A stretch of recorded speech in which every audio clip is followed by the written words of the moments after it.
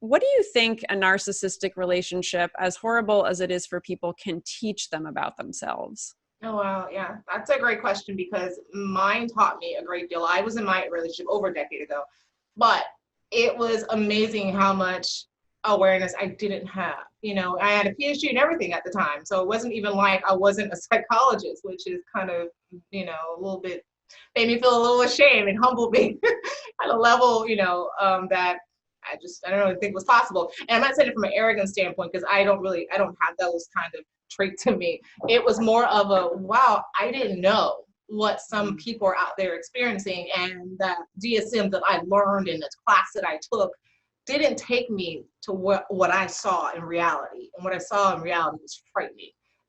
And it was so painful that it took me over 2 years just to heal from that person because I was traumatized by that person. And so what it taught me was, one, how much our brain can change when it has a certain person in your life, and how important it is for me to take control over who is allowed in my circle. Don't be that nice girl all the time. And well, if this person wants to hang out with me, I'll spend time with them. No, some people, it must be a no. They cannot enter your life.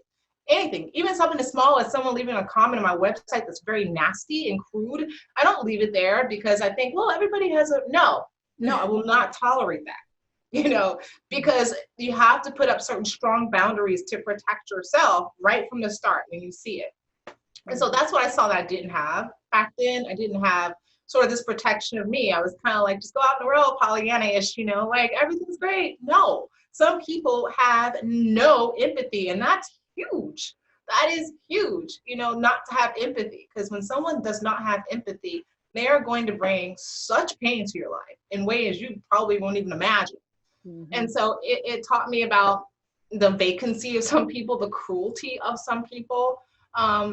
It did some things that were not good to me, I'll be honest. It heightened my sensitivity so much that I didn't have that level of sensitivity before, by the way. It was just like a normal empathy. Now my sensitivity is heightened so much, I have to be very careful with myself. If I hear about animal abuse, if I hear about child abuse, it is almost unbearable for me now.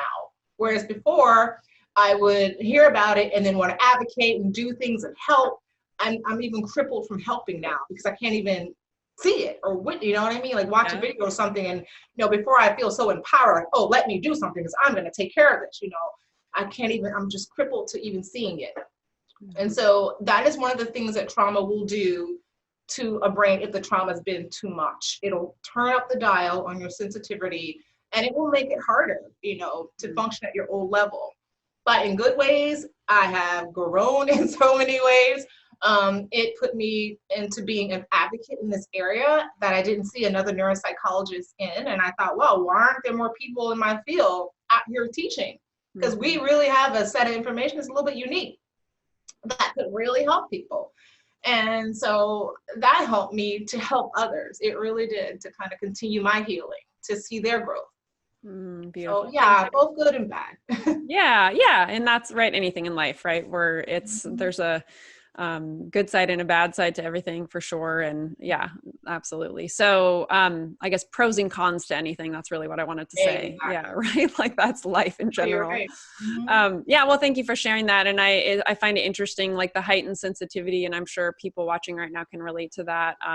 I definitely relate to the animal thing. And I think I've been that way for a really long time. I don't know if that had anything to do with any kind of like childhood trauma, but yeah, I can't even, it's so hard for me to stomach seeing animals being mistreated, and it just kills me. Yeah, I know. Yeah.